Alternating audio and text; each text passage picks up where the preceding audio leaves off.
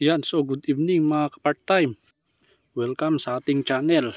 At sa video na ito ay magbabakuna tayo ng ating mga manok gamit ang Foulpox vaccine mga ka-part-time. Yan, so ito ang ating mga gagamitin mga ka-part-time. Siyempre yung mismong vaccine at ang dilutant ng vaccine na Foulpox.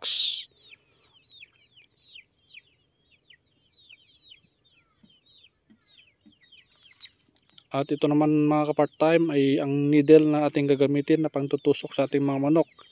Siyempre ang yellow o ice para hindi agad mamatay ang ating vaccine mga ka-part-time. Yan, so simulan na natin. Yan mga ka-part-time, so ganito lamang ang pagkahalo ng ating vaccine. I-boost lang natin ang dilutant sa mismong vaccine. Saka natin to alugin ng mabuti mga ka-part-time para matunaw yung mismong vaccine at ibigay natin to sa loob lamang ng 2 hours mga ka-part-time para mas effective ang ating vaccine. Yan mga part-time, so after nating alugin ay pwede na itong ibigay sa ating manok. Yan, so gabi na pala kami nagbakuna dyan mga ka-part-time kasi nga mas maganda sa gabi kasi pwedeng ipahinga ng ating mga manok pagkatapos silang mabakunahan mga ka-part-time. So kasama ko nga dyan ang misis ko sa pagbabakuna kasi mahirapan tayo kung tayo lang mag-isa ang magbakuna mga ka-part-time. So dyan itusok lang natin sa may pakpak mga ka-part-time ang ating vaccine. Yan, ganun lang kabilis mga ka-part-time. Itusok lang natin yung kasamang needle.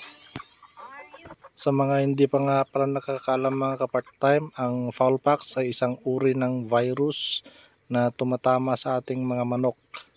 At makukuha ito sa mga kagat ng lamok mga ka-part-time at mabilis itong kumalat sa ating mga manukan. Kapag infected ang iyong manok ka-part-time ay merong tumutubong mga bulutong sa mukha ng ating manok ka-part-time, lalong-lalo na sa kanilang palong. At kapag ito ay nakapasok sa daluyan ng hangin mga ka-part-time ay pwede itong ikamatay ng ating mga alaga. Para maiwasan ito, mas mainam na magbakuna tayo mga ka-part-time. Prevention is better than cure, ika nga nila mga ka-part-time.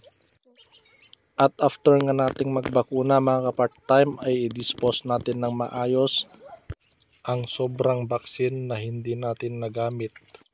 Mas mainam na sunugin natin ito o di kaya buhusan natin ng kumukulong tubig upang mamatay ang mga natitirang virus sa ating vaccine. Saka natin ibaon sa lupa ang bote at saka ang needle na ginamit natin. Yun, so ganun lang po ang pagpabakuna ng Foulpox mga ka-part-time. Yan. So ito yung ating manok na native. Yan. So dito lang po mga part-time, yan. Dito natin itutusok sa kanilang pakpak. Yan, so may needle po yun mga ka-part-time at dito natin itutusok. Yan, sa balat. Dito, yan. So yung mga ka-part-time, sana ay may natutunan kayo sa ating video sa araw na ito.